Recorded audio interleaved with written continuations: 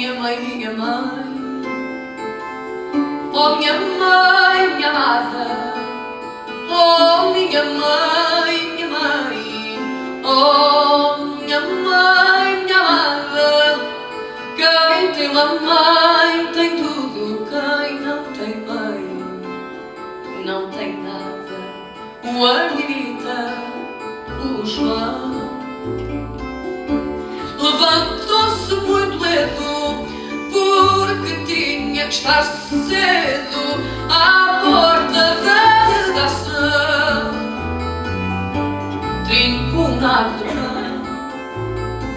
que lhe soube muito bem antes de partir por aí. Beija a mãe adormecida, dizendo acabou a vida. Oh, minha mãe, dizendo acabou a vida. Oh, minha mãe,